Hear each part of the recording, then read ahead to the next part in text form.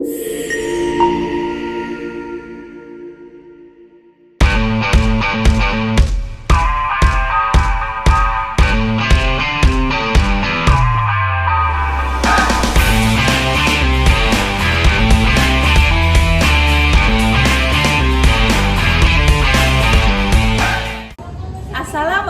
warahmatullahi wabarakatuh. Salam PJOK, sehat, bugar, cerdas. Perkenalkan, saya Celsa Dwi Hartono dari kelas Pasuruan 10 dari TK PGRI 2 Winong, Kecamatan Gempol, Kabupaten Pasuruan. Berikut merupakan rencana tindak lanjut dari program diseminasi PGG PJOK. Berikut videonya.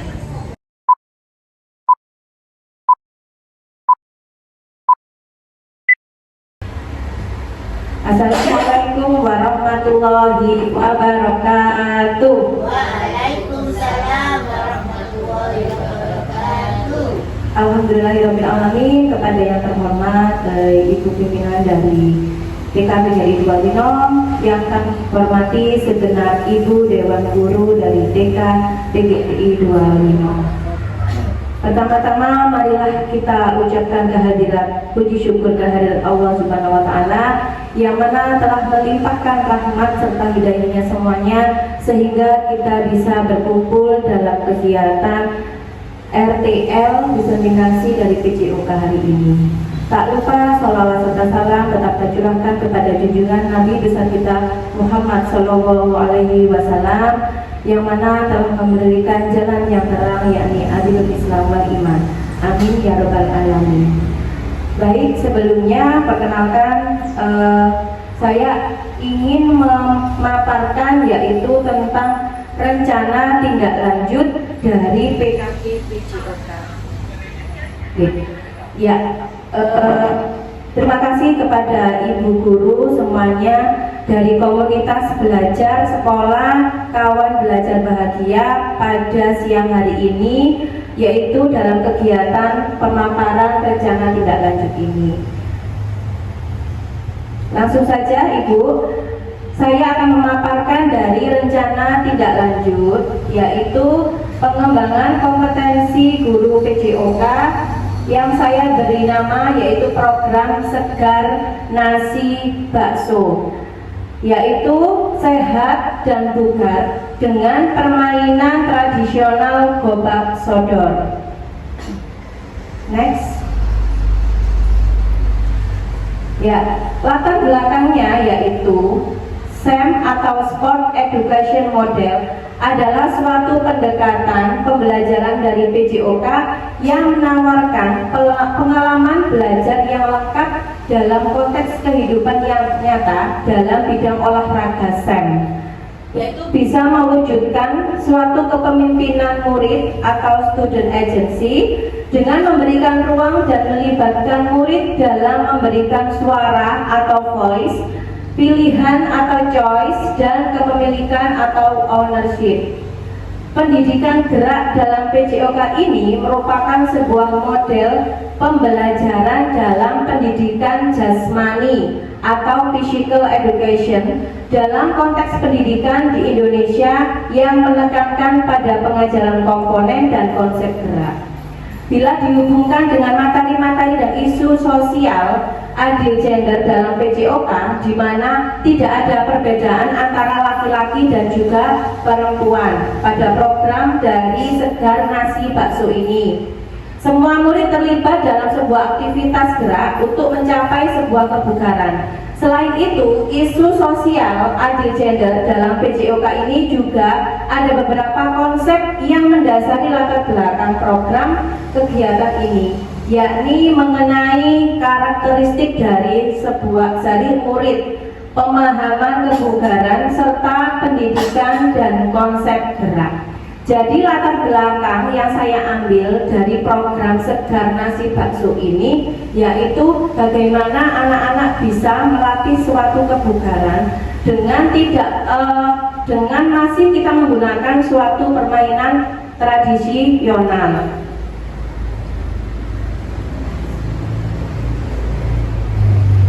Next.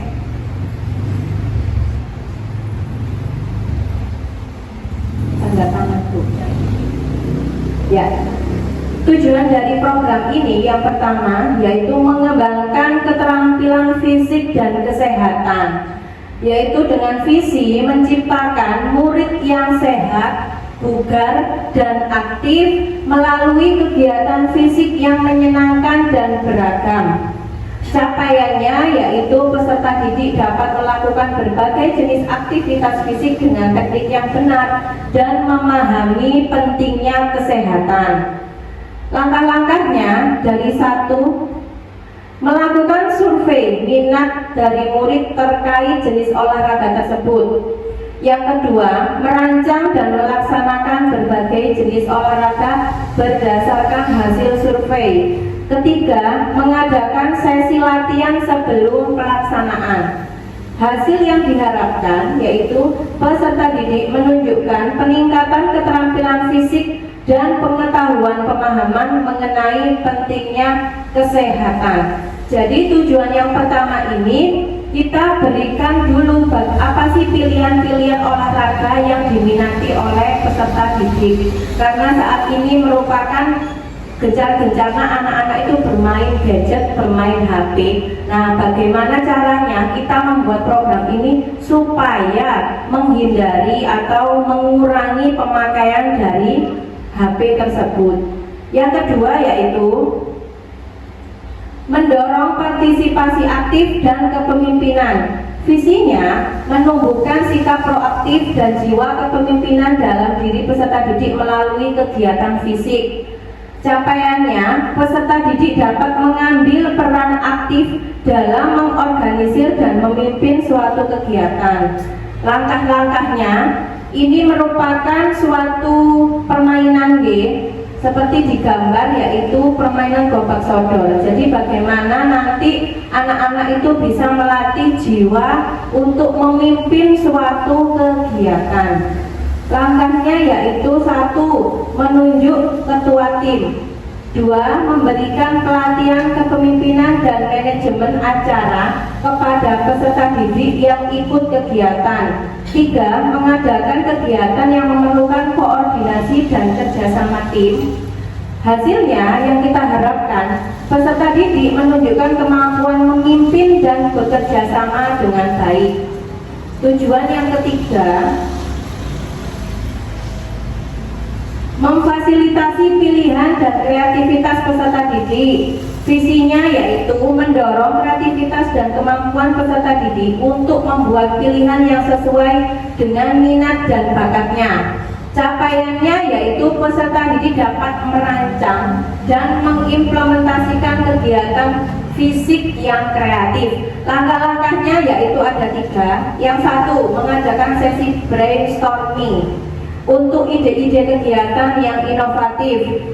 2, memberikan ruang dan waktu bagi peserta didik untuk mencoba ide-ide mereka. 3, mengadakan lomba atau kompetisi untuk kegiatan fisik yang dirancang oleh peserta didik. Hasil yang diharapkan yaitu peserta didik dapat menghasilkan ide-ide kreatif dan mampu mengimplementasikannya ke dalam suatu kompetisi. Nah, struktur program dan mitra dalam komunitas belajar sekolah. Yang pertama yaitu struktur program.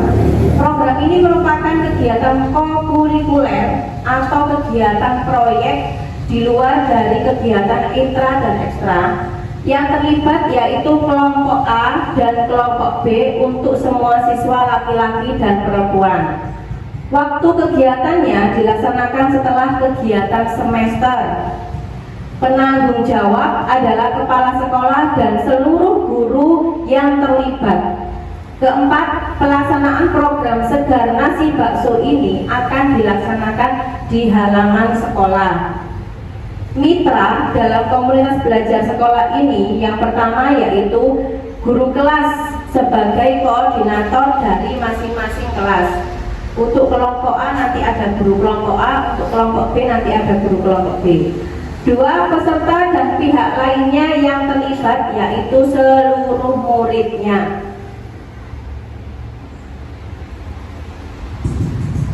Nah, ini pernyataan tentang kapasitas yang dimiliki sekolah. Ada beberapa aset, yaitu yang pertama dari aset manusia. Ada kepala sekolah, guru, wali murid, dan juga tenaga kependidikan yang lain. Aset lingkungan dan fisik berupa bangunan, lingkungan yang bersih, lapangan yang nyaman dan luas untuk melakukan permainan tradisional ini, dan sekolah memiliki juga jaringan internet yang baik untuk mengembangkan dalam mencari informasi tentang permainan tradisional. Dan juga ada peralatan pendukung lainnya seperti sound system, speaker, laptop, proyektor, dan juga alat olahraga lain seperti kon, peluit, stopwatch yang digunakan dalam permainan tradisional. Di aset modal sosial dan politik, yaitu kita menjalin kolaborasi dan sinergitas dalam hal kebijakan dan tanggung jawab. Contohnya yaitu kita berkolaborasi dengan stakeholder dari luar sekolah. Aset finansial, yaitu dengan adanya dana dari BOP PAUD dan dana lainnya sebagai sumber finansial utama dalam kegiatan proyek ini. Dan yang terakhir yaitu dari aset modal agama dan budaya, yaitu warga sekolah yang taat beribadah dan gotong royong dan masih terawat dengan baik. Next.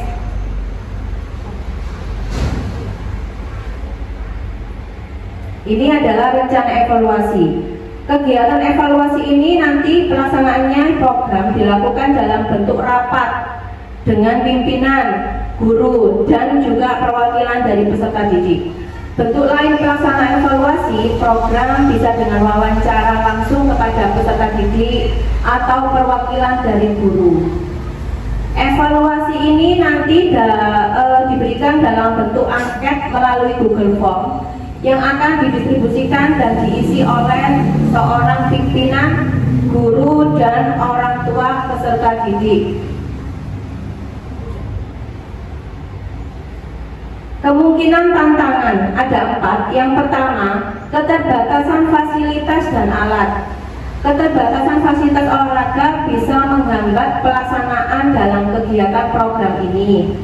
Yang kedua, motivasi peserta didik. Peserta didik memiliki motivasi yang sama dalam berpartisipasi kegiatan fisik. Yang ketiga, kolaborasi dengan komunitas. Kurangnya dukungan atau keterlibatan orang tua dan komunitas dapat mempengaruhi motivasi belajar dari peserta didik. Dan yang keempat yaitu waktu dan jadwal. Penyesuaian jadwal kegiatan dengan jadwal sekolah dan kegiatan lain dari peserta didik.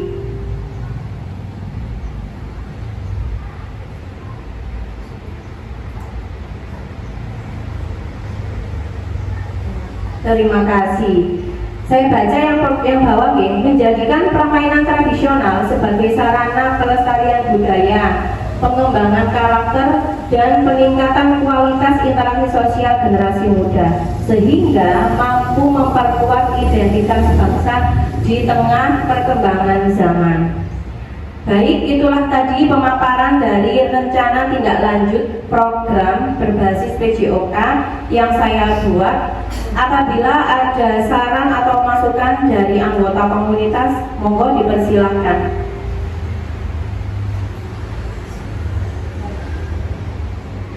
Oke, monggo.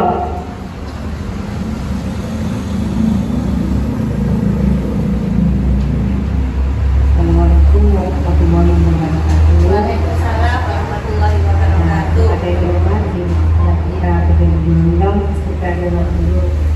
Pemaparan yang disampaikan oleh Bu Desa tadi sangat bagus ya, karena dalam era digital ini kadang-kadang anak lupa akan permainan tradisional ya. Di sini saya akan mengajukan saja permainan desa, bagaimana caranya tantangan utama dalam era digital untuk permainan tradisional sodor. Yang kedua, nilai-nilai apa yang terkandung dalam permainan gerobak sodor. Yang ketiga, saya sebagai pendidik kelompok bermain usianya 3 sampai 4 tahun. Apa yang dapat diimplementasikan dalam permainan kotak sodor? Soalnya kan usianya masih dini ya Bu ya. Nah itu saja yang penting dapat disampaikan. Saya akhiri.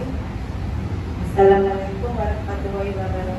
Waalaikumsalam warahmatullahi wabarakatuh. Wabarakatuh. Boleh beri tepuk tangan.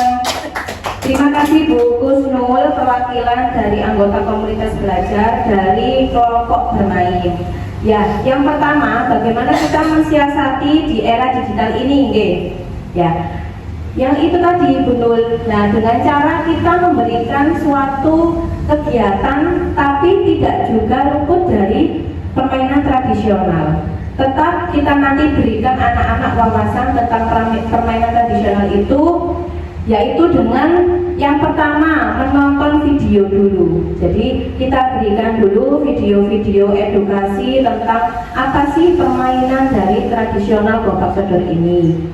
Yang kedua yaitu nilai apa saja yang terkandung dalam program ini. Nilai yang pertama yaitu dari P5, karena program ini kokurikuler proyek, maka nilai yang terkandung yaitu nilai 1 gotong royong, 2 bekerja sama, yang ketiga yaitu mungkin berkebinekaan global, karena ini masih ada kaitannya dengan daerah.